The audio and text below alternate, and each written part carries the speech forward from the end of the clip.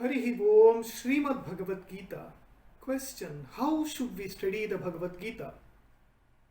First, for the beginner, it's necessary to know the history, the background, and other details about this book.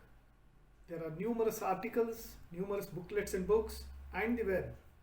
Go to them, study the background to know what it is, where it was, part of which does it belong to, and so on. Once you know this, you must begin the study of the Bhagavad Gita.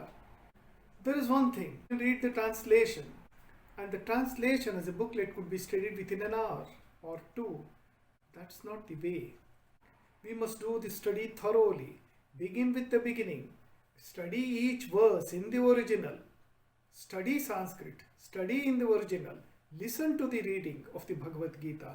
Then read the word for word meaning until the meaning enters your heart. Then read the meaning of the verse and leave it there. One verse per day is enough. You need not have to rush through the book. Study the Bhagavad Gita in this way.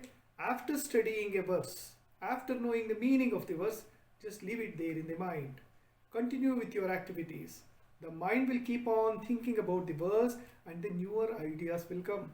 This is how tens of commentaries have been written about the same book since thousands of years, and yet lot more needs to be done. This is the glory of the Bhagavad Gita. It's a mine. Everybody goes there and brings out several gems. You can just look at some paintings from the outside of a building. You can also enter the building and see the treasure there. Tremendous treasure. For that, you need the key. Swami Vivekananda said that Kshudram Hridaya Daurbalyam Tektva Uttishta Parantapa is the key to the Bhagavad Gita. For him, that was the greatest verse. For Swami Sharadananda, it was Dadami Buddhi Yogam Tam. He said that's the greatest verse of the Bhagavad Gita. That's the key. Each one of us can have a key after deep thought, after mature thought, and study the context too. We must study how it happened, why this verse was said, what is the meaning behind, and so on. The main theme and goal of the Bhagavad Gita is to make humanity spiritual, to make humanity attain to the spiritual status that we actually belong to.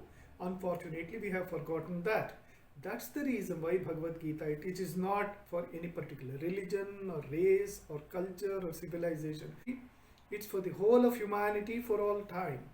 It's an all-time scripture. So therefore, Bhagavad Gita has to be studied with a little of veneration. Anything studied with negligence, with arrogance, will not bring the effect that it should bring. So therefore, let us study the Bhagavad Gita verse for verse, verse by verse, with the meaning and then deep thought. Less study, more thinking, and thus we enrich ourselves spiritually through the Bhagavad Gita. Thank you.